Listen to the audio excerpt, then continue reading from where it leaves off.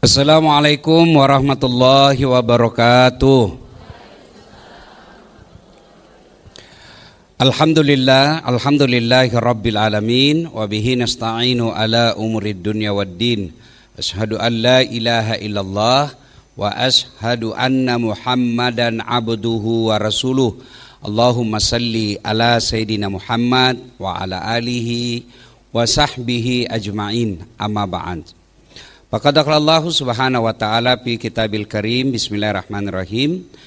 Ya ayyuhalladzina amanu dakhulu fis silmi kaffatan wa la tattabi'u khutuwatis syaitan innahu lakum aduwwum mubin. Wahai orang-orang yang beriman, masuklah engkau ke dalam Islam secara sempurna, bukan Islam gimik-gimik, bukan Islam konten, bukan Islam politik, tapi Islamlah secara benar, total, kafah. Dan janganlah engkau ikuti langkah-langkah setan, karena sesungguhnya setan itu musuh yang nyata bagi kalian. Ketika ibu-ibu mendapat undangan player acara ini, setan berusaha menggagalkan agar ibu tidak datang. Tidak usah kau datang, tidak usah kau datang, capek ngurus rumah tangga. Karena setan ibu paling tidak mau kalau ibu-ibu dengar ceramah. Saya mau tanya, ibu mau enggak digosipin? Ada enggak ibu-ibu senang diceritain di sini? Enggak ada kan? Begitu juga setan. Setan enggak mau digosipin. Nah, ceramah itu menggosipin setan. Maka dia berusaha agar kita tidak datang. Enggak usah kau datang, tidak usah kau datang. Alhamdulillah setan ada di rumah, berhasil kita kalahkan. Apakah setelah duduk di tempat ini setan menyerah? Tidak, dia goda lagi kita agar tidak dengar ceramah. Tidak usah kau datang, tidak usah dengar ceramah, duduk saja, tidak usah dengar, pegang HP-mu, pegang HP-mu. Jadi ibu-ibu yang pegang HP itu kena godaan setan. Kenapa? Bagaimana mau ibu dengar ceramah kalau ibu sibuk begini? Ya, sudah dikasih tahu, masih juga dipegang HP-nya. Aduh. Tidak tahu apa lagi bu ya.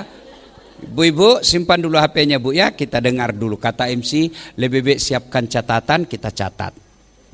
Kenapa saya larang ibu siaran langsung? Bahaya ibu. Saya kepleset ngomong viral satu Indonesia. Ya kan, makanya itu saya takut kalau ada siaran langsung. Ya, simpan dulu ibu ya, kita dengar ceramah. Pertama sekali mohon maaf, saya terlambat dari jadwal. Bukan kesengajaan, tapi ibu-ibu tadi sebelum acara ini, acara ibu-ibu juga. Ibu-ibu ini ras terkuat di bumi. Itu tadi organisasi Ikatan Istri Sarjana Ekonomi Indonesia. Jadi istrinya Gubernur Bank Indonesia, istrinya yang percetakan uang, istrinya apa itu yang Danantara, semua istri-istri pejabat keuangan.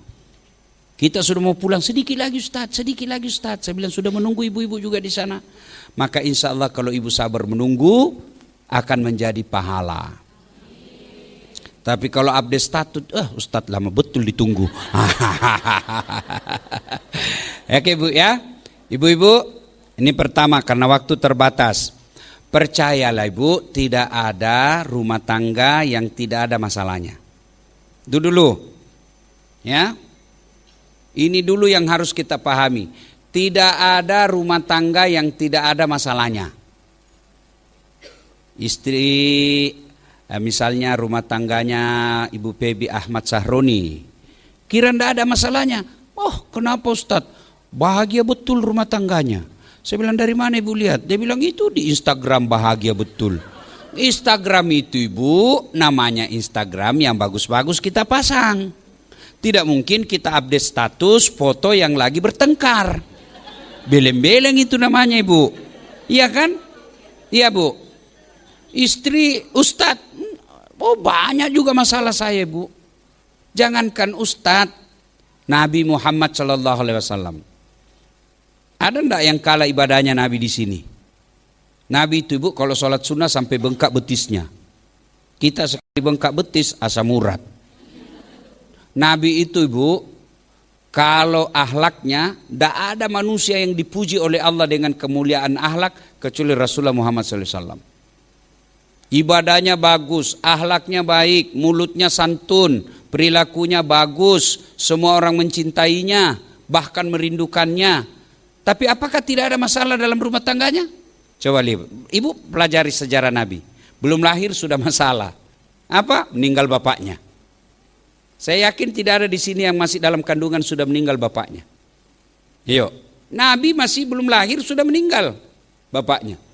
Keluar dari rahim baru 4 hari diambil ibu susunya, Halimatus Sa'diyah.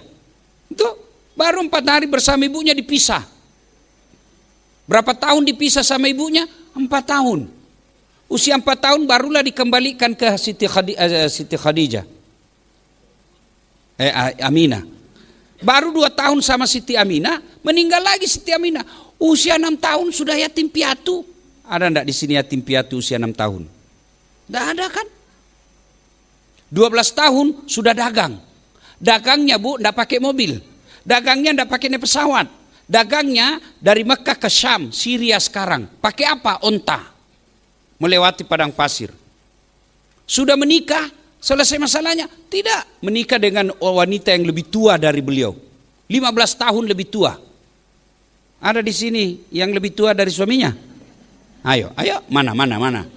Enggak ada toh. Masya Allah. Nabi punya anak berapa ibu? Nabi anaknya berapa ibu? 7. Ya, 7 anak Nabi, bu, ibu perlu tahu, 7 anak Nabi, 6 meninggal bu. 6 meninggal, masa muda lagi meninggal anak. Dilihat mata kepala sendiri meninggal anak, 6. Ada yang di sini 6 meninggal anaknya? Tidak ada. 1 aja meninggal anak kita rasanya depresi. Nabi 6 bu. Sudah menikah, diteror setelah menjadi rasul. Bukan cuma dibully. Kalau kita rumah tangga kita kan dibully di medsos. Bully gampang. Caranya tutup komentar. Ayo. Nabi bukan dibully, diusir dan beberapa kali mau dibunuh. Siapa yang membuli dan mengusirnya? Pamannya sendiri, saudaranya bapaknya, Abu Lahab. Jadi ibu jangan heran kalau ada orang mengaku keturunan Nabi, jahat sifatnya. Itu keturunan Nabi dari keturunan Abu Lahab. Kan keturunan Nabi ada Abu Lahab, Bani Hashim itu. Iya kan? Itu Nabi, apalagi kita.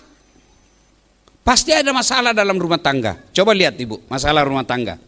Masya Allah, ada orang ibu belum menikah sudah ada rumahnya. Ada enggak begitu ibu? Ada enggak? Ada. Tapi apa masalahnya? Sudah menikah enggak ada anaknya. Iya kan? Ada orang sudah punya anak, enggak ada rumahnya. Iya toh? Masih ngontrak-ngontrak padahal sudah 4 anaknya. Ngontrak-ngontrak kasihan. Tempat tinggalnya enggak jelas. Selesai di Tangerang Selatan pindah lagi ke apa itu? Bogor. Pindah lagi dari Bogor, pindah lagi ke mana? Cikampek. Dari Cikampek ke pokoknya ibu lebih hafal lah. Pindah-pindah kasihan. Tiap tahun angkat lagi kasur, angkat lagi tempat tidur, angkat lagi meja, pindah lagi tempat. Kenapa? Naik kontrakan.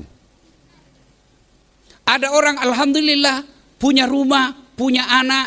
Apa masalahnya? Mertuanya lagi ikut campur. Mertuanya semua. Ada lagi sudah mertuanya bagus. Apa lagi masalahnya? Suaminya selingkuh. Tidak ada orang tidak ada masalahnya bu. Jangankan seluruh ibu-ibu. Saya juga ada masalah dalam rumah tangga. Apa masalah sama saya bu? Saya jarang perlu istri. Jarang ketemu. Sampai istri saya mamanya cek mengeluh. Dia bilang saya tinggal dapat capeknya. Ngomel pasti. Bohong itu kalau dia bilang istri Ustaz tidak ngomel. Ngomel juga ibu. Iya. Masalah saya paling besar sekarang. Selama saya viral. Banyak janda curhat.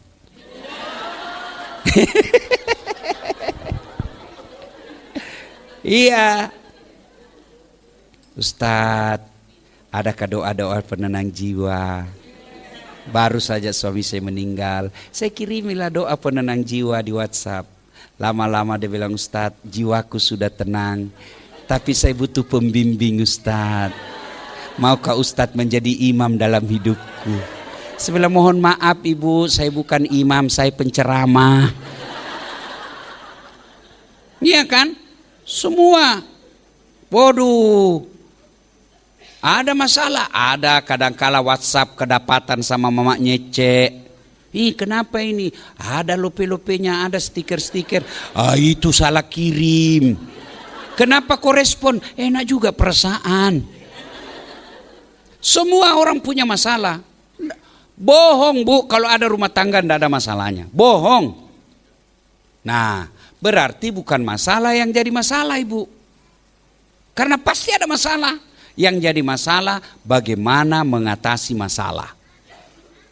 Yang baik jangan mengatasi masalah, muncul masalah baru. Itu namanya gali lubang tutup lubang. Minjam utang di bank. Ustadz waktu mau minjam tidak nanya ke kita. Selesai ngutang datanglah dia dengan bahasa-bahasa Islami.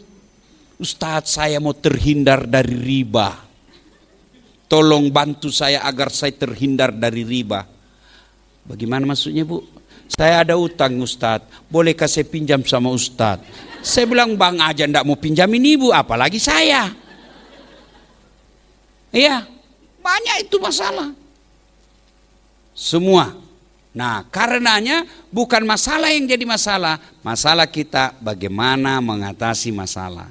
Mengatasi masalah tanpa masalah. Langganan pegadaian ibu.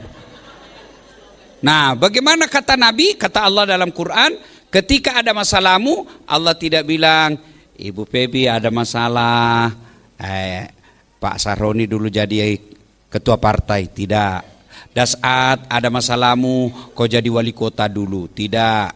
Ya, ibu-ibu ada masalahmu kau kaya dulu, tidak. Al-Quran cuma mengatakan dua hal. Ada masalah, ista'inu bisabri wassalah. Pegang baik-baik ini. Sabar, sempurnakan sholatmu. Ini aja rumusnya bu. Sabar, perbaiki sholat. Ustadz, waktu masih pacaran dulu sopan sekali ngomongnya Ustadz. Nggak pernah bicara kasar. Lagi jalan, hati-hati dek. Kesentuh kakinya batu, Masya Allah, maafkan saya tidak lihat. Sekali sudah ada anak Ustadz kasarnya minta ampun. Kesentuh tersentuh kaki dia bilang, di mana kau simpan matamu? Memang kamu bodoh. Keluar semua aslinya Ustadz. Ya apa boleh buat? Ustadz waktu masih pacaran rapi betul cara pakaiannya, harum. Sekarang kenapa kok jorok? Ya itulah jodohmu. Allah kasih itu yang terbaik. Tapi makin hari makin jelek Ustadz. Ya itulah takdir yang terbaik. Kenapa? Karena kalau dia makin hari makin gagah, dia malu saat jalan sama ibu. Kenapa? Karena ibu juga makin hari makin tua. Allah tahu semua. Maka resepnya sabar gampang Ustadz. Tapi bagaimana cara mengaplikasikannya? Alladzi idza asabatu musibah qalu inna lillahi wa inna ilaihi rajiun. Tiba-tiba suami kasar ngomong, ibu hadapi dengan cara apa? Usap dada, ucapkan inna lillahi rajiun. Dengan catatan usap dada, kalau perlu dengar ini mulut mendengar ke telinga. Usap dada pasti ada kesannya bu. Tapi kalau cuma ibu katakan, tidak ada bekasnya itu. Kenapa? Cara ngucapnya saja tidak jelas. Ya, coba ibu amalkan deh. Ada masalah, ada tekanan hidup, ada persoalan rumah tangga. Ibu balikkan bahwa semua datang dari Allah, semua akan kembali kepada Allah. Innalillahi wa inna ilaihi raji'un. Tapi jangan juga ibu ucapkan lalu tatap mata suami. Innalillahi. Tambah ngamuk dia. Iya bu ya. Sabar. Ya. Dapat suami kok kasar ngomong, sabar. Ada pilihan selain sabar? Ada. Pilihan apa? Minta kembalikan ke rumah. Iya Bu. Ini yang jadi masalah, kita bertengkar tapi jadi hobi. Malah ada saya lihat rumah tangga, hobi bertengkar. Bertengkar, anehnya hamil lagi. Ada juga begitu, hobi bertengkar tapi 5 bulan. Ceraikan saya. Apa maksudnya ini? Jadi kalau ada masalah, sabar. Ilmu sabar itu rahasia kebahagiaan rumah tangga. Biar dia ulama, biar dia hafal Quran, tapi kalau tidak punya ilmu sabar, tidak mungkin bahagia rumah tangganya. Sabar aja. Tidak bisa sabar, ya bisa. Boleh tidak perempuan minta pisah? Boleh. Ngomel suami, pulangkan saja aku pada ibuku atau ayahku. Saya kalau istri saya ngomel, saya tidak ladeni. Lebih baik saya tidur. Karena makin didengar, makin sakit hati. Caranya apa? Tidak bisa tidur Ustaz, dengar telinga. Maka obat tidur, tak. Ngomel aja kau tidak kudengar. Selesai. Tapi kalau dimasukin hati, makan hati kita Ibu. Karena memang ini perempuan ahlinya ngomel. Kalau ada perempuan tidak suka ngomel, pasti kelainan. Ya memang begitu. Jadi itu aja saya rumus menghadapi istri. Kalau dia suka ngomel, berarti dia lagi sehat. Iya toh Ibu. Dia lagi sehat kalau dia lagi ngomel. Kalau dia sudah tidak ngomel, berarti lagi sakit. Memang hobinya itu perempuan ngomel. Apalagi kalau dia dapat lagi kita satu kali salah, la haula wala quwata illa billah. Itu diputar-putar terus Bu tiap tahun, kayak film G30 SPKI. Memang ini perempuan ahli sejarah. Iya tuh Ibu. Makanya kata istri saya, mamanya Cek, makanya kalau kau tahu ahli sejarah, jangan bikin sejarah. Benar juga. Dan kalau sekali bikin sejarah, itu terus dia ulang. Dia bertengkar, dia ulang lagi. Padahal sudah selesai 2 tahun yang lalu, dia ulang lagi itu. Memang kamu itu yang 2 tahun lalu, padahal sudah selesai itu 2 tahun lalu. Ya, maka sabar. Suami saya suka ngomel, sabar. Suami saya kasar, sabar. Tidak bisa sabar, minta pisah. Boleh tidak minta? Boleh. Kalau ibu, tujuan rumah tangga itu kan 2. Menemukan ketentraman jiwa dan menjadi ibadah. Ketentraman jiwa. Jadi kalau dalam rumah tangga sudah tidak ada ketentraman jiwa, Al-Quran memberikan jalan keluar. Pisahlah kalian baik-baik. Kalau tidak mau pisah, ya telan, sabar. Nah saya bilang sama istri saya, ini HP saya. Kalau kau dapat apa-apa, kau mau apa? Kan sumber masalah dalam rumah tangga sekarang itu kan itu Bu, handphone. Kenapa jadi sumber masalah? Karena ibu cari masalah. Kenapa cari masalah? Ngapain kau periksa HP-nya suamimu? Itu kan namanya cari masalah. Ayo, ini kan banyak perempuan semua mau dia tahu isi HP. Namanya handphone, telepon genggam. Berarti siapa yang punya? Yang punya genggaman. Kalau ibu mau punya bukan handphone namanya itu, telepon rumah.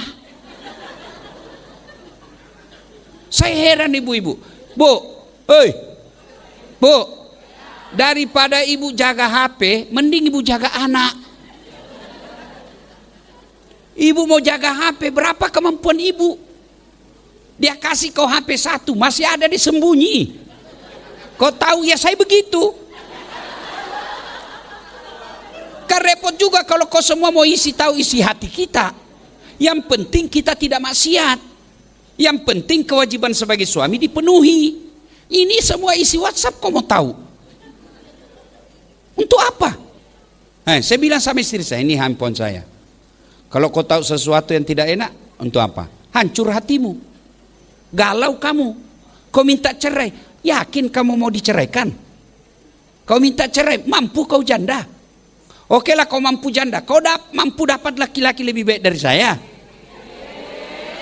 Sudahlah, lebih baik kau sabar. Apa? Iya toh ibu, ngapain periksa HP? Ngapain periksa HP? Hebatnya itu jadi istri, ibu ndak tanggung dosanya itu isi HP. Beda laki-laki. Kenapa ibu harus dikontrol? Karena dosanya ibu ditanggung sama suami. Ndak enak loh itu jadi suami bu. Ndak ada kerja kita dibilangi malas. Tinggal di rumah dibilang malas. Keluar rumah dibilang ngelayap. Iya toh? Kita ikuti nasihat ibu, dia bilang anak mami. Kita ikuti istri, dia bilang takut sama istri. Nggak ada enaknya itu jadi suami bu. Kita tolong perempuan, dia bilang genit. Kita tidak tolong, dia bilang tidak punya rasa kemanusiaan. Ayo, dimarahin anak kita, dia bilang kasar. Tidak marah, dia bilang tidak punya tanggung jawab. Nggak ada itu enaknya jadi laki-laki bu. Mati lagi ditanya lagi sama malaikat, kenapa istrimu begitu? Coba. Padahal bukan kita yang salah. Iya tuh ibu. Coba lihat di medsos. Kalau ada suami marah-marah di medsos viral, pasti orang bilang, laki-laki apa itu? Iya toh? Tapi begitu laki-laki taat sama suami, istrinya yang suka marah-marah, orang cuma ketawa. Kasihan dia laki takut sama istrinya. Maka ibu coba tetapkan sabar aja. Tidak ada ilmu kalang itu ilmu sabar. Sabar. Coba lihat. Kalau itu istri sabar, maka Allah angkat derajatnya. Itu Khadijah sabar betul bu. Aisyah sabar. Sumayyah sabar. Tapi apa hadiahnya? Allah kasih abadikan namanya sampai sekarang karena kesabarannya. Istrinya Fir'aun sabar. Allah muliakan hidupnya. Ibu jangan pernah berkata, istri itu tergantung suami. Kalau istri tergantung suami, mestinya itu istrinya Fir'aun masuk neraka karena jahat itu suaminya. Buktinya Allah takdirkan istrinya nanti Fir'aun masuk surga. Kalau tergantung suami, mestinya istrinya Nabi Nuh itu masuk surga. Tapi Nabi Lut, istrinya mestinya masuk surga karena suaminya Nabi. Tapi buktinya di hadis diinformasikan istrinya Nabi Lut masuk neraka. Jadi diri ini yang menentu. Ini gunanya pengajian. Supaya ibu pulang ada resep menghadapi masalah rumah tangga. Bukan datang pengajian dapat pulang dosa. Kenapa? Ibu datang mencela. Temannya dilihat-lihati. Dari ujung rambut sampai ujung kaki. Lihatnya pakai sinis. Dia enggak gosip tapi dalam hatinya terbaca. Iya toh? Ibu ketawa karena sering gitu kan? Duduk.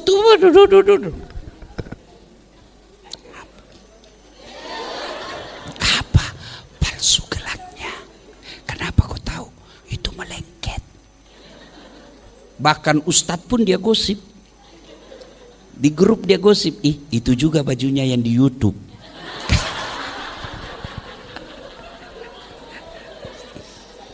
Ya.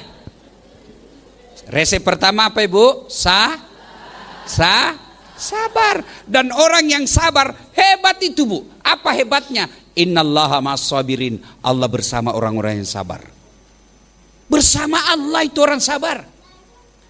Jangankan bersama Allah, ketemu saja Prabowo, ibu langsung selfie. Jangan Prabowo, das atlatif aja ibu sudah senang. Selfie Ustaz. Kita yang menderita. Ulang Ustaz kabur, ulang Ustaz kabur. Dalam hatiku mukamu yang kabur. Ya, sabar. Anak suka tidak sesuai harapan, sabar. Mertua ikut campur, sabar. Bisa tidak sabar? Bisa. Caranya minta selesaikan. 2. Perbaiki sholat. Kenapa sih Nabi selalu mewanti-wanti perempuan tentang sholat? Karena ternyata memang perempuan pada kondisi-kondisi tertentu dia abaikan sholat. Kondisi apa Ustadz? 1. Selesai haid. Ya kan? Banyak yang diakali dirinya, dia kira Tuhan tidak tahu. Kata suaminya, biasanya kau cuma 5 hari haid. Ini kok sudah 8 hari kok belum bersih bang. Bohong kamu, masih ada sedikit-sedikit. Kamu bohong, apa bohong? Saya kasih lihat kau bang. Iya toh ibu. Kondisi kapan lagi? Kalau ada acara,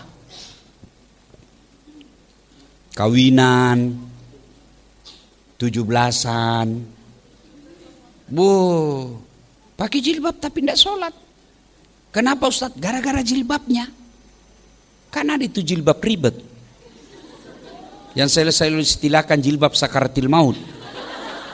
Ya kan? Tapi sekarang mulai berkurang. Itu ibu-ibu, kalau ibu ke Malaysia, Brunei, itu jilbabnya ibu-ibu Melayu, itu kan segitiga, kasih peniti.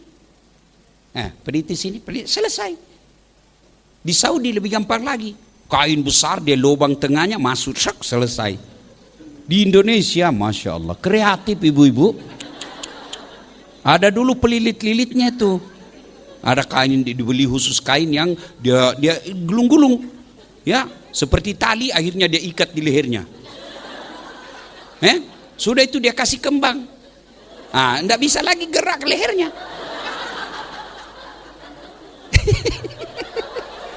Ya, saya lihat di pengganti itu saya udah habis pikir gimana caranya dia pakai ini. Sudah itu diambil kain 3 lapis kainnya bu. Harus serasi tuh warnanya.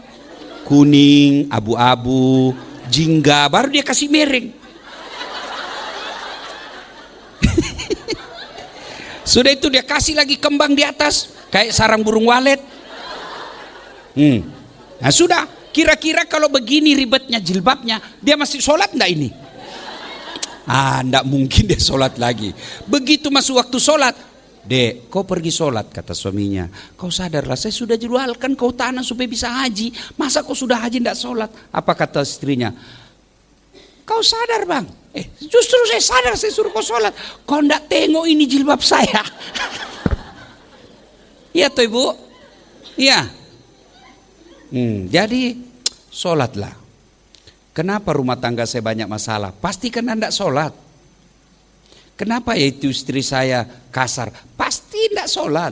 Kenapa ya suami saya itu makin hari pasti dia enggak sholat. Maka enggak usah banyak cerita. Sholat aja dulu sempurnakan. Ibu-ibu ajari anak sholat. Pembantu ingatkan sholat. Sopir ingatkan sholat. Semua yang ada dalam rumah tangga sholat ingatkan. Bang, saya bangga sekali penghasilanmu luar biasa. Kau kasih saya hidup ini rumah yang bagus. Tapi malu dong bang kalau abang kepala rumah tangga tidak sholat. Apa dilihat anak-anak kita? Itu baru istri yang baik. Suaminya pergi cari nafkah, jam 2 dia telepon, bang sudah mau asar ini, sudah sholat duhur enggak bang? Belum deh, ayo sholat bang, sholat. Nah, sudah 10 menit kemudian telepon lagi, bang sudah sholat. Jangan berhenti sebelum dia katakan sudah.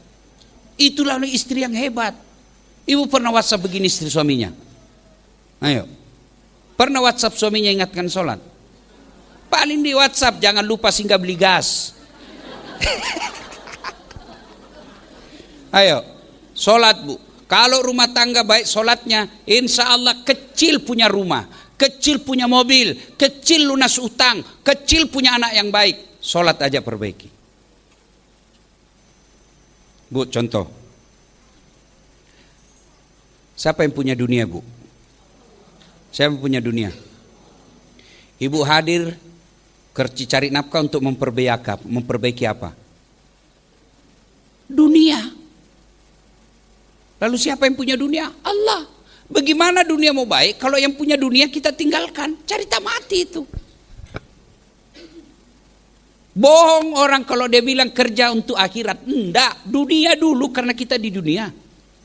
Tapi mustahil kau berjaya di dunia kalau yang punya dunia kau tinggalkan. Contoh. Saya kenal baik dengan Pak Ahmad Sahroni. Saya datang ke Jakarta, landing di Cengkareng. Pak Dewan, saya ada di Jakarta ini mau keliling-keliling, tapi tidak ada mobil saya. Apa kata Pak Ahmad Sahroni? Don't worry. Tenang Pak Ustadz, urusan mobil urusan saya. Tapi saya lagi di Amerika ini Ustadz, tapi tidak usah cemas. Beliau telepon ajudannya. Ajudan, siap Pak Dewan. Itu ada Ustadz Dasar di Cengkareng, tolong kau bawakan mobil. Jangan lupa isi full tangki, lengkapi dengan pembeli oleh-oleh. Selesai, 30 menit datang sopirnya beliau. Pak Ustadz, ini ada mobil dari Pak Sahroni, silakan Bapak pakai selama ada di Jakarta, silakan gunakan. Aman masalah saya soal mobil. Kenapa? Saya akrab sama yang punya mobil. Ya toh? Sebaliknya, ada orang dari Sulawesi Selatan, dari Makassar, tidak pernah kenal beliau, tidak pernah ketemu, tidak pernah dengar nama, tiba-tiba datang Cengkareng. Pak Ahmad Sahroni, tolong pinjam mobilnya. Siapa ditelepon Pak Ahmad Sahroni? Polisi. Tukang tipu itu tangkap, itu tangkap. Begitu juga hidup ini dalam rumah tangga. Tidak pernah sholat, tidak pernah sujud, Ramadan tidak pernah datang taraweh, tidak pernah datang itikaf. Punya masalah dalam rumah tangga, lalu dia bilang, ya Allah, capek sudah saya hadapi rumah tangga saya, capek saya menghadapi hidup saya. Kata Allah, malaikat karena dia sudah capek cabut nyawanya. Ya Bu, ada masalah rumah tangga, 1, sabar, 2, sholat. Poin kedua yang saya mau sampaikan, poin ketiga. Bu, halo Ibu. Ibu yakin tidak bakal mati? Yakin tidak? Ibu? Yakin? Nah, kalau ibu sudah mati, masuk kemana? Kubur. Iya tuh ibu? Nah, di kubur itu orang sudah tidak bisa sholat. Orang sudah tidak bisa ngaji. Intinya tidak ada lagi kebaikan yang bisa dilakukan. Nah, saya mau tanya, ibu-ibu kalau meninggal masuk di kubur, siapa yang doakan ibu? Suami. Jangan percaya ibu. Jangan percaya. Ada kawan saya di Makassar, dia bilang jahat betul itu. Kenapa ibu bilang jahat? Masa istrinya belum lagi kering kuburnya, belum 3 bulan kawin lagi suaminya. Saya bilang itu kawan saya lebih hebat lagi, belum mati suami istrinya dia kawin lagi. Iya toh ibu? Siapa yang doakan ibu kalau sudah wafat? Anak, suami jangan percaya. Jangankan ibu meninggal, masih hidup aja ibu dia kawin lagi. Tapi Bu, bagaimana anak mau doakan kalau anak tidak paham agama? Berapa banyak kita lihat tokoh masyarakat, tokoh nasional, hebat dia waktu masih aktif. Begitu dia sudah pensiun dan tua, tidak ada anaknya yang ngurus. Percaya Ibu, pasti anak inilah yang kita harapkan. Nah, tidak salah kalau ibu sekolahkan anak di sini. Di sini enak. Kenapa enak Ustadz? Alhamdulillah dapat ilmu agamanya, dapat ilmu umumnya. Tapi kan mahal. Itu investasi. Kalau mau yang gratisan silakan, tapi begitu anak sudah sekolah keluar semua kata-kata kotor. Investasi nih Bu. Boleh ibu tidak sekolahkan di sekolah yang bagus agama. Yang penting ibu bisa jadi ibu betulan. Kalau ibu juga sibuk, ngaji aja ndak tahu, ditanya anaknya, mak kenapa disebut tahun gajah lahirnya Nabi? Karena dia bilang, karena bukan tahun kambing anak. Ibu udah punya pengetahuan agama dalam mendidik anak, maka kirim ke sekolah ini. Nah guru juga dan yayasan kalau sudah dibayar mahal-mahal itu anak, tolong perhatikan anaknya orang. Jangan sampai diserahkan sepenuhnya ke sekolah, ternyata gurunya justru kasar ke anaknya orang. Percayalah Bapak Ibu sekalian, anak ini sangat penting belajar akhlak. Sayang 1000 sayang ibu-ibu sekarang ini lebih sayang jaga HP-nya daripada jaga anaknya. Coba lihat nih, pakai akal sehatnya nih, pakai akalnya Bu. Di mana belajar anak-anak agama kita kalau tidak dibelajari agama dengan baik? Ibu bapaknya tidak pernah kasih nasihat. Kalau ini nasihat ditinggalkan. Kenapa? Karena anaknya tidak percaya sama orang tuanya. Teman bergaulnya siapa? Siapa yang didik anak kita sekarang? Handphone. Ingat Bu, silakan belikan anak handphone, tapi ibu harus hati-hati mengawasinya. Ibu harus tahu apa konten yang dia terima, apa grup WhatsApp yang dia masuki, apa foto dan video yang dia bisa terima. Kalau enggak Bu, anak kita rusak. Zaman saya kecil enggak mungkin saya bisa nonton yang namanya film porno. Enggak mungkin. Gambar aja kita susah dapat. Sekarang semua ada di film itu. Tapi kan Ustadz diblokir. Betul, tapi ibu tidak tahu ada aplikasi yang bisa membuka itu blokirnya. Kasihan, kita setengah mati hamil anak 9 bulan kita rawat. Kita kasih makan yang enak-enak bergizi. Ternyata dirusak sama temannya yang baru kenal 2 bulan. Itulah tugasnya ibu. Anak tidak mungkin tidak diajak nonton. Tidak mungkin tidak punya handphone sekarang. Oke, nonton, tapi ibu temani. Apalagi yang sudah mulai berubah pubertas. Anak-anak sekarang mana bisa dia hidup tidak ada nama pacarnya. Iya, tapi temani kalau dia keluar. Kalau tidak ditemani, anak kita baik tapi dirusak sama temannya. Anak mami loh. Bu, hati-hati Bu, kalau dibilang anak kita keluar belajar kelompok, jangan percaya Bu. Merusak anak kita. Dia belajar kelompok di rumahnya temannya. Rumahnya temannya tidak ada orang tuanya. Dia bawa pacarnya masing-masing. Pesta seks tuh itu di situ. Apa yang ada begitu banyak. Dan kita tidak peduli. Nanti kita peduli ketika kita sudah tua, anak kita tidak ada tahu berdoa. Bu, mau tahu enggak masa depan ibu di kubur nanti? Ibu yakin kan pasti masuk kubur? Yakin kan? Nah ibu mau tahu masa depan ibu di kubur nanti? Lihat anakmu sekarang. Kalau anak enggak pernah kita lihat pegang Quran, waspada Bu. Setiap kita buka kamarnya game aja dia kerja, waspada. Allah tidak larang anak kita punya game, Allah tidak larang anak kita punya segala punya. Tapi tolong perhatikan agamanya, karena itu yang jauh memelihara kita di kubur nanti. Coba ibu-ibu sekarang ini bangga kalau anaknya pintar bahasa Inggris.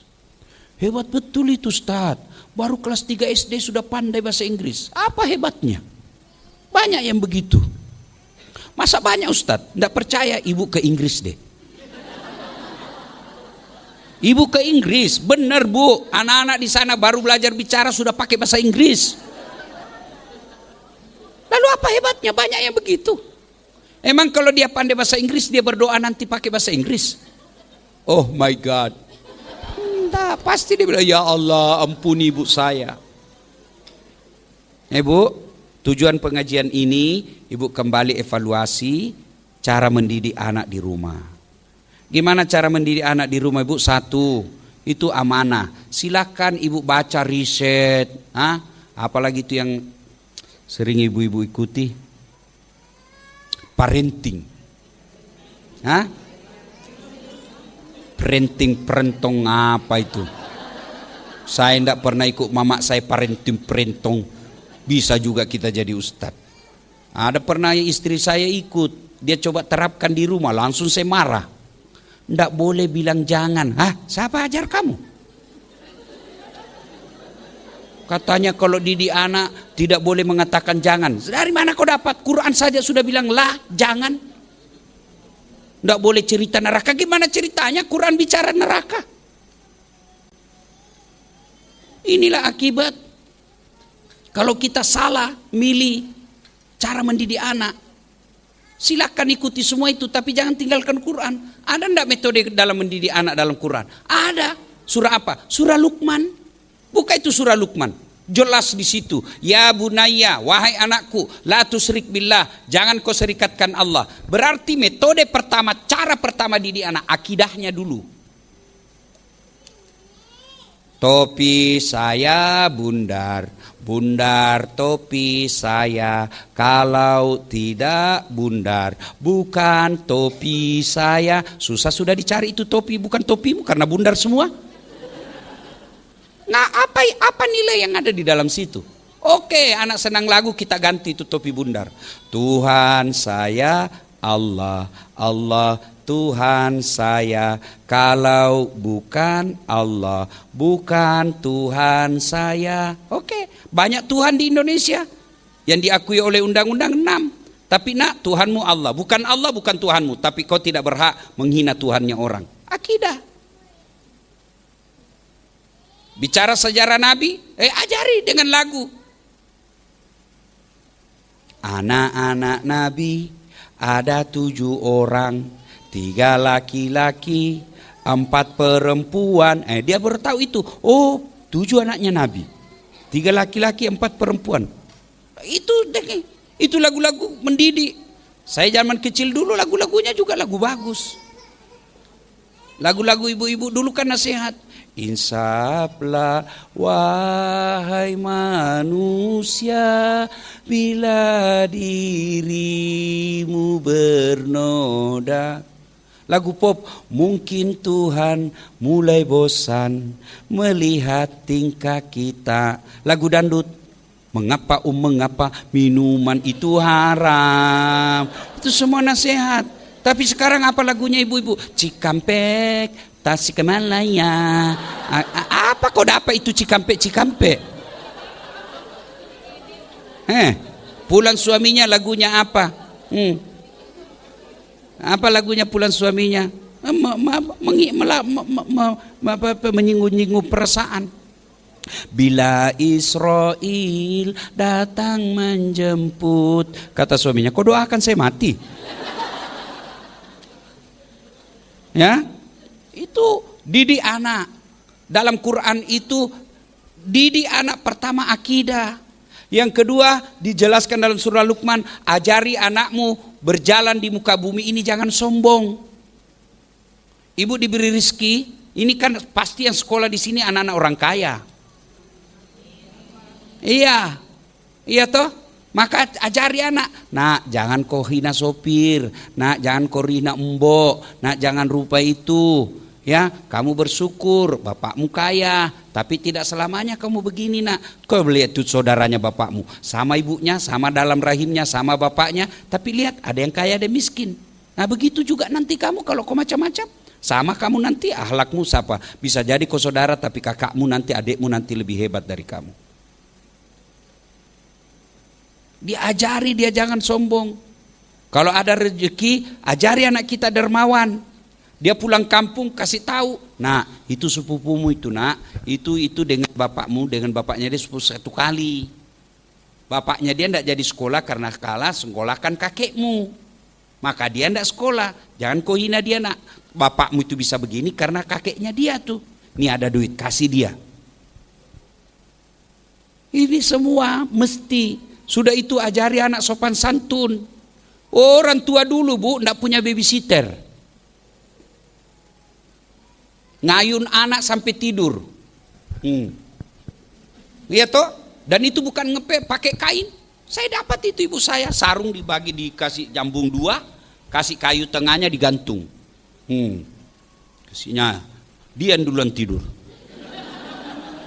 Lihat toh ibu-ibu dulu tapi dia jurus tuh anaknya. Sekarang ibu-ibu malas betul urus anak. Ayun pakai remote.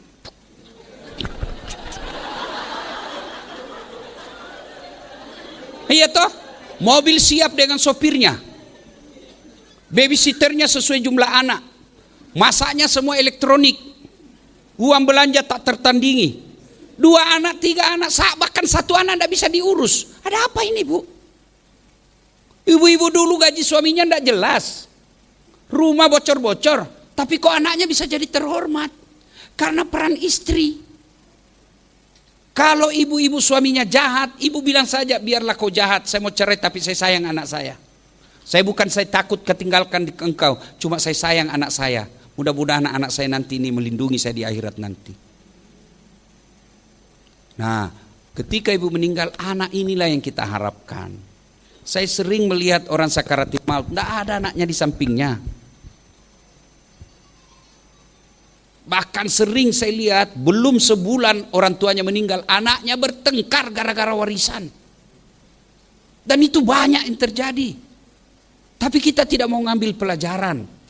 Inilah gunanya pengajian. supaya kita ingat lagi, refresh lagi. Balik, evaluasi. Masya Allah. Anak, ajar akidah. Cara mendidik anak lagi menurut Nabi, jangan kau kasih nama yang tidak ada faedah di dalamnya. Nama itu Bu, doa. Nama saya Das'ad. Asal kata dari bahasa Arab as-sa'adah. Apa itu? Menggembirakan. Pantas saya selalu ceramah suka menggembirakan. Iya toh, ada penceramah menakut-nakutkan saja. Mungkin bagusnya namanya Jahannam.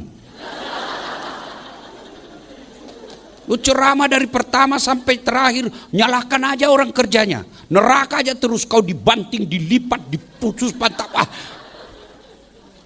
Itu nama doa. Saya setelah tahu nama arti saya ini, baru saya sadar, Masya Allah, pantas saya suka ceramah, kasih senang orang. Nama saya Das'ad, yang artinya menggembirakan. Bapak saya namanya Latif, makanya ada Das'ad Latif. Apa itu Latif? Lembut. Makanya saya juga tidak senang kasar. Kalau istri saya ngamuk, saya peluk. Lalu saya nyanyi, insaflah wahai. Masih juga ngomel, saya peluk lagi. Lalu saya bilang, bila kamu di sisiku. Masih marah, saya buka baju saya sambil joget. Berhenti dia marah. Apa sih gunanya bertengkar dalam rumah tangga? Kita bertengkar sedikit sama suami, kita curhat di medsos. Tak kusangka kau begitu. Kesepian banget. Ayo. Nah, ibu bapak saudara-saudara sekalian, anak kasih nama yang baik. Ya, berikutnya jangan kasih makan uang haram. Jangan kasih makan uang serangan fajar pilkada. Maka istri yang baik datang suaminya, bang, biasanya cuma 50 juta. Bang, biasanya cuma 20 juta. Kok ini 25 juta? Dari mana ini 5 juta? Halal tidak? Itu tidak jelas, jangan bang. Ya 5 juta kau makan sendirilah. Saya tidak mau anak saya makan uang haram. Itu baru hebat. Bisa ibu? Bisa? 5 juta bisa. 50 juta? Bengkok muka. Yang terakhir, doa. Ada masalah rumah tangga setelah bersabar, sholat, didik anak, doa. Ud'uni astajib lakum, kata Allah. Berdoa kau kepadaku, pasti saya kabulkan. Ingat Bu, doa itu bukan menghafal buku. Ada orang ada masalahnya, dia pergi Gramedia, baca beli buku doa, lalu dia baca lah itu doa. Bukan begitu berdoa. Apalagi ibu tidak tahu bahasa Arabnya, kan bingung nanti malaikat. Apa maksudnya ini Bu? Lain di bibir, lain di hati. Dia asal baca itu doa, dia tidak tahu artinya itu doa. Maka tidak ada kewajiban berdoa pakai bahasa Arab.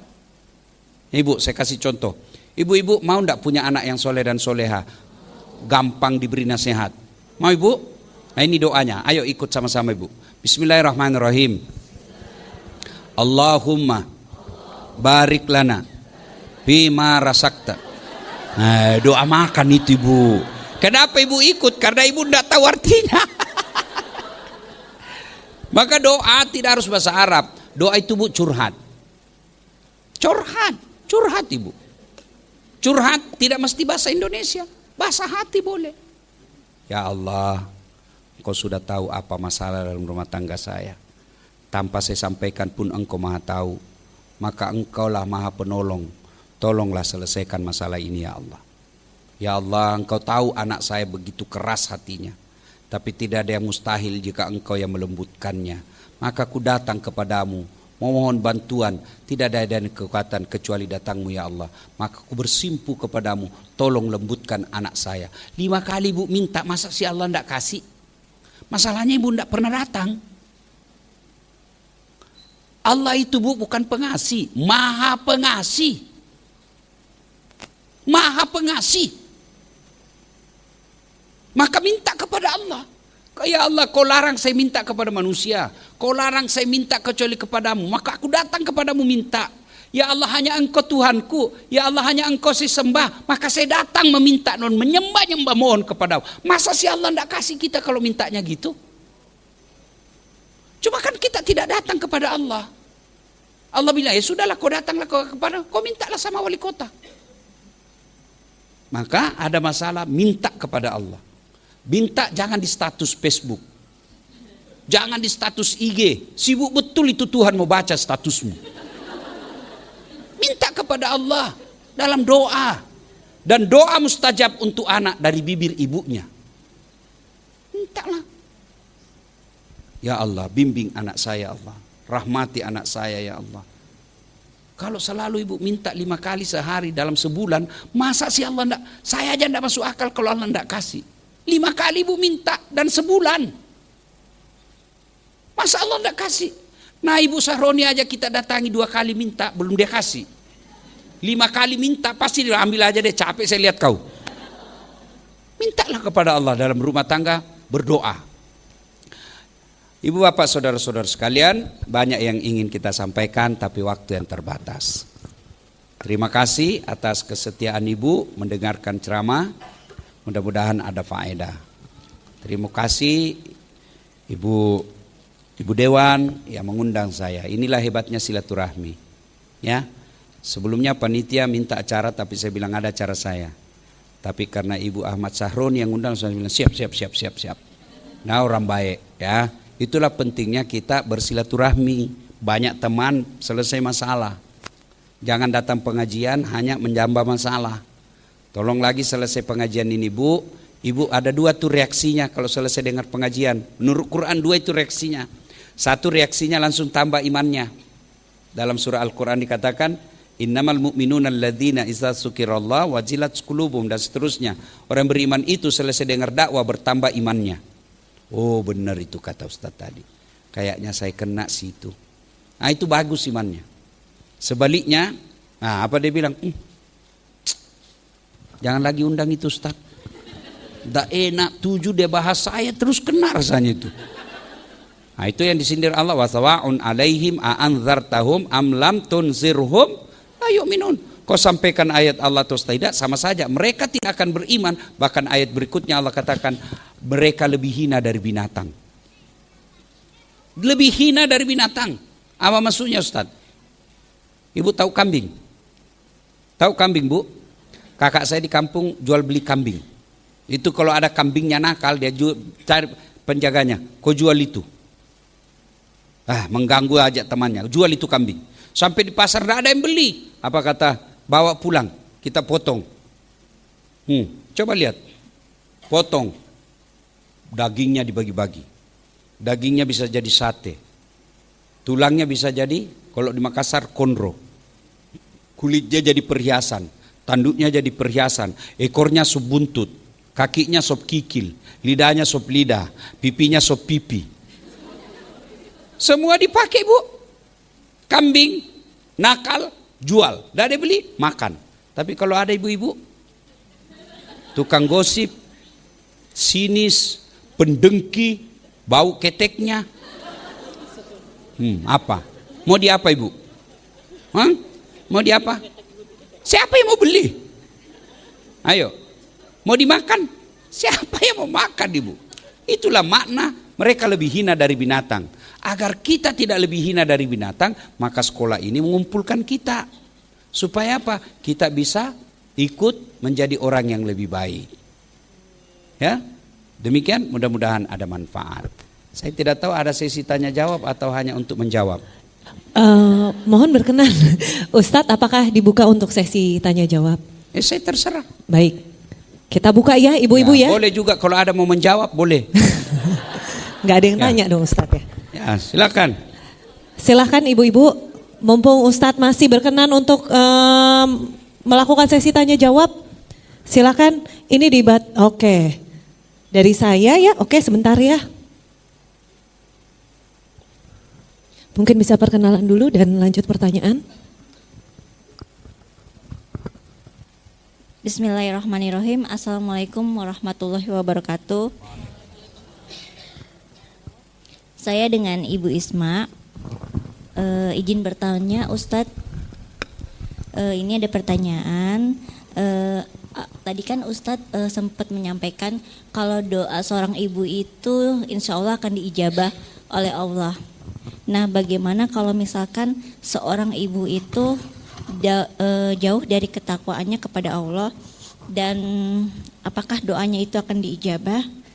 dan bagaimana menyikapinya ketika kita mempunyai orang tua atau ibu di sini khususnya yang sikapnya seperti itu, misalkan dia jauh dari ketakwaannya kepada Allah. Bagaimana sikap seorang anak terhadap ibunya?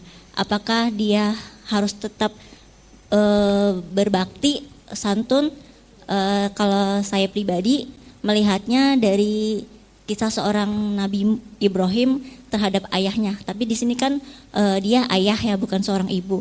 Walaupun ayahnya bersikap berbeda dengan Nabi Ibrahim, menyekutukan Allah, tapi dia tetap bersikap santun atau berbakti kepada ayahnya. Ya. Demikian Ustadz dari saya. Sudah, Ibu. Terima kasih. Ya, makasih. Ibu Isma. Ya. Nah, Ibu Isma, satu, Allah bukan dasat yang bilang, Allah yang firman, ud'uni astajib lakum. Berdoa kau kepada aku pasti saya kabulkan. Berarti semua doa dikabulkan. Cuma kabulnya itu ada 4 cara, Bu. Allah mengabulkan doa itu ada 4 cara. Satu, Allah kasih sesuai yang kita mau. Ya Allah, jadikan anak saya hafal Quran. Allah kasih, itu namanya taufik. Ya Allah, mudah-mudahan suami saya lulus anggota DPR. Ya Allah, kabulkan, itu namanya taufik. Apa yang kita mau sesuai dengan Allah mau. Taufik namanya. Yang kedua, Allah kabulkan tapi dalam bentuk yang lain. Ya Allah, berikan saya kekayaan. Allah tahu kalau ini Bu kaya, dia sombong. Dan akhirnya pongah, takabur, dia bisa masuk neraka. Tidak usah, saya tidak kasih dia kekayaan, saya kasih dia iman yang mantap. Itu Allah kabulkan tapi dalam bentuk yang lain. Ibu anak SD kelas 6. Lalu anak kita minta dibelikan motor gede. Ibu belikan enggak? Ibu belikan? Enggak, kenapa Ibu? Karena Ibu yakin berbahaya buat dia. Begitu juga Allah. Ya. Saya tidak mampu memikulnya. Allah tidak kasih. Contoh, saya berdoa hari ini, ya Allah, berikan saya private jet, pesawat pribadi. Kalau Allah kabulkan besok, kan bingung saya mau parkir di mana ini. Iya toh? Kalau Allah kabulkan, waduh, di mana kau beli pak aptur? Gimana kau bayar sopirnya? Gimana kau bayar parkirnya? Kau tidak mampu, Ustaz. Sudah, mobil aja saya kasih kau. Allah kasih dalam bentuk yang lain. Yang ketiga, Allah kabulkan tapi Allah tunda. Allah kabulkan tapi Allah tunda. Bapak Prabowo minta jadi presiden sejak 2014.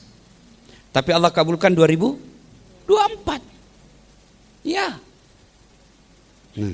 Begitu Allah kabulkan, Allah tunda. Contoh, Nabi Zakaria minta anak sejak usia 21 tahun. Tapi kapan Allah kabulkan? Usia 90 tahun. Nabi Adam minta dipertemukan istrinya ketika sudah diusir ke dunia, dari sorga turun ke dunia. Minta berapa tahun baru Allah kabulkan? 200 tahun. Nabi Yunus minta dikeluarkan dari perut ikan. Kapan Allah kabulkan? 40 hari. Itu para nabi dan rasul. Kita berdoa pagi mau dikasih malam. Padahal sholat tidak beres. Memang ada orang dalam. Ya, Allah kabulkan tapi Allah tunda. Yang keempat, Allah kabulkan nanti di akhirat. Jadi semua doa pasti Allah kabulkan. Nah, bagaimana orang berdoa? Anak ibu yang berdoa tapi dia tidak sholat, tapi dia doakan untuk anaknya. Wala talbisul haqqa bil batil. Allah tidak campurkan antara yang hak dan batil. Doanya adalah kebaikan, tidak sholatnya adalah kedosa. Masing-masing jalan. Cuma idealnya kalau mau cepat dikabulkan doa, perbaiki sholat. Ya, nah gimana kalau orang tua kita tidak soleh, orang tua kita durjana, apa kita tetap wajib? Ibu sudah jawab tadi. Nabi Ibrahim itu penyembah berhala, bapaknya namanya Azor. Ketika mau ribut sama bapaknya, Allah katakan, Ibrahim itu bapakmu, jangan kau lawan. Tapi dia nyembah berhala, kau yang mengalah, kau yang keluar dari desamu. Ya, oke, you understand?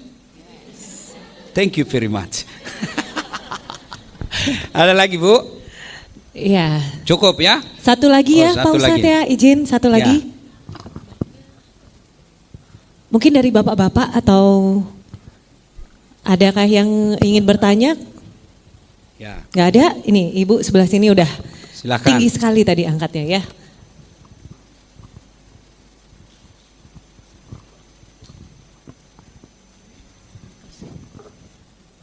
Bismillahirrahmanirrahim. Assalamualaikum Ustadz. Waalaikumsalam warahmatullahi Semoga Ustadz wabarakatuh. beserta jemaah dalam kesehatan, perlindungan Allah Subhanahu wa taala. Ustadz, terkait dengan sekarang musimnya login logout. Musim? Yang login logout mualaf. Apa itu maksudnya? Ya, sekarang lagi banyaknya murtad dan mualaf. Oh, Ya, terkait dengan kaitannya orang tua dan anak saleh. Orang tua yang sudah meninggal tapi ada anak-anak yang soleh tapi ada yang murtad, gimana itu pertanggungjawabannya? Itu aja Ustadz. Nah. Assalamualaikum. ya. Kalau anaknya murtad setelah orang tuanya wafat, orang tua tidak tanggung jawab. Masa saya dia keluar dari kubur nasihati anaknya? Ya kan? Makanya itu mendidik anak ibu dari kecil. Dari kecil. Sampai kapan? Sampai ajal. Ibu ingat kisahnya Nabi Nuh. Itu kan? Anaknya sudah sakaratil maut tuh tenggelam, timbul tenggelam. Tapi Nabi Nuh tetap aja anaknya naik perahu. Naik kok nak, tidak mau, dia tarik terus, sini kau, sampai meninggal. Itu artinya menasihati anak ibu sampai ajal. Soal dia dapat hidayah atau tidak bukan urusan orang tua. Ya, kalau memberi makan ada batasnya. Kapan? Ya setelah dia dewasa. Tapi menasihati tidak ada batas. Ya, nah sekarang bagaimana kalau ada anak tiba-tiba dia murtad? Orang tuanya hanya kewajiban menasihati. Hidayah datang dari Allah. Dia tidak bertanggung jawab lagi. Yang salah ketika dia tidak pernah didik anaknya. Maafkan saya, mudah-mudahan tidak ada di antara kita dan Allah jauhkan. Itu anak kalau sekolah ke luar negeri, Bu, hati-hati. Saya melihat kecenderungan teman-teman saya yang dosen, kalau dia sudah keluar negeri, itu sudah malas pulang ke Indonesia. Karena sudah nyaman dia di sana. Nah, kalau orang tuanya masih aman akidahnya, kalau dia menikah dengan sama-sama muslim. Tapi kalau dia sudah beda ras, beda agama, beda bangsa, biasanya anaknya sudah mulai longgar. Cucunya sudah hampir dipastikan tidak jelas agamanya. Kalau dia Amerika, Eropa, Australia. Kalau dia ke Timur Tengah, agamanya makin kuat. Ada saya baru pulang ceramah di New York. Ibu tahu New York? Betulnya New York. Cikampek terus-terus. Ada dari Sulawesi Selatan, dia bilang saya sudah 49 tahun di sini. Saya tanya berapa anaknya? Dia bilang 5. Agama? Itu yang saya tidak jelas Ustaz. Coba. Merantau cari duit sampai ke luar negeri pasti ada batasnya. Meninggal, kalau anak tidak jelas agamanya, sudah. Hati-hati ketika mengirim anak ke sekolah ke luar negeri. Hati-hati. Kalau dia tidak kuat agamanya, bisa jadi agama dianggap hanya perhiasan. Tidak lagi penting. Ya, makanya didik anak, ya, doakan terus Ibu. Sudah tidak salah Ibu memilih sekolah seperti ini karena di sini dipelihara akhlak. Akhlak ini penting. Ya, biar anak kita tinggi sekolahnya, cerdas. Kalau tidak ada akhlaknya, tidak ada gunanya. Ya, sudah Bu ya. Karena waktu terbatas, kalau pasti masih ada yang mau bertanya, tapi waktunya terbatas. Silahkan layangkan pertanyaan di WhatsApp. Ada WhatsApp saya, silahkan. Ini HP saya 24 jam aktif Bu. Dan saya tidak pakai admin, tidak pakai sekretaris, tidak pakai manajer. Boleh Ibu lihat. Kalau orang minta ceramah melalui WhatsApp, saya lihat jadwal saya kosong. Oke, jadi.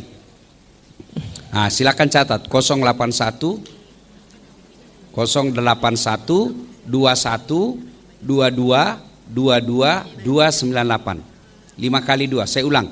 081 21, ya, 2-nya 5 kali, 2, setelah 21 2 lagi, 2 2 2 2 2 98. Dasat Latif. Cuma kalau bertanya Ibu jangan merasa langsung harus dijawab.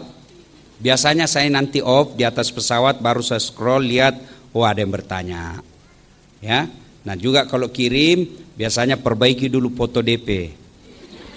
Jangan yang lebay apalagi ada gaya-gayanya ndak saya biasa ya. Dan juga biasa rewel itu yang bertanya, terutama ibu-ibu. Ini ibu-ibu kan ras terkuat di bumi. Kalau dia bertanya biasa rasanya ndak begitu Ustaz. Saya bilang ya kalau gitu ngapain kau tanya sama saya? Udah Ibu ya 08121222298 Dasat Latif. Terima kasih. Sebelum kita akhiri, mari kita berdoa kepada Allah Subhanahu wa taala. A'udzubillahi minasyaitonirrajim. Bismillahirrahmanirrahim. Allahumma shalli ala sayidina Muhammad wa ala ali sayidina Muhammad. Allahumma ghfir lil mu'minina wal mu'minat wal muslimina wal muslimat al ahya'i minhum wal amwat innaka sami'un qaribun mujibud da'wat wa kadiyal hajat. Allahumma ghfir lana wa liwalidaina warhamhuma kama rabbayana saghira. Ya Allah ya Rabbi ya Karim, saat memberikan hidayah dan petunjuk, berikan hidayah kepada kami ya Allah, berikan hidayah kepada kami ya Allah, berikan hidayah kepada kami ya Allah. Jangan Engkau gelapkan hati kami setelah Engkau berikan hidayah.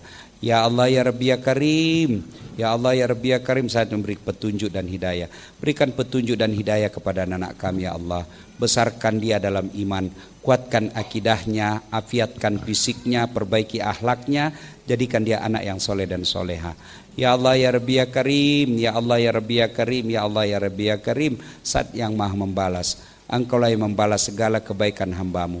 Balaslah segala kebaikan orang-orang yang telah mewakafkan waktu, harta dan ilmunya untuk acara ini.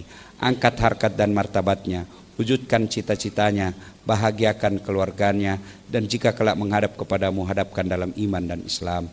Rabbana atina fid dunya hasanah wa fil akhirati hasanah wa qina adzabannar. Subhana rabbika rabbil izzati amma yasifun wa salamun alal mursalin walhamdulillahi rabbil alamin.